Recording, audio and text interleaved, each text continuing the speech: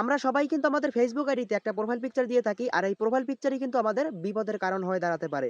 কারণ দেখুন অনেক সময় হয় কি আমাদের প্রোফাইল পিকচারটা অন্য কেউ ডাউনলোড করে অথবা স্ক্রিনশট দিয়ে বিভিন্ন জায়গায় আপলোড করে দিতে পারে অথবা নতুন কোনো প্রোফাইল খুলে সেখান থেকে মানুষের সাথে প্রতারণা করতে পারে।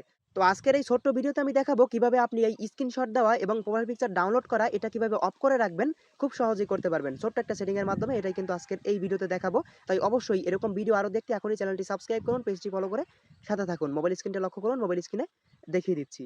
এবারে প্রথমে আপনি ফেসবুক অ্যাপে প্রবেশ করবেন। এবার এখান থেকে প্রোফাইল আইকনে ক্লিক করে আপনার ফেসবুক আইডির প্রোফাইলে চলে আসবেন। এবারে আপনি আপনার ফেসবুক আইডির যে প্রোফাইল পিকচারটা আছে এটার উপর একটা ক্লিক করবেন। এটার উপরে ক্লিক করলে নিচে দেখতে পারবেন turn on profile picture guide নামে একটা অপশন চলে আসবে। আপনি এই অপশনটার উপর একটা ক্লিক করে দিন।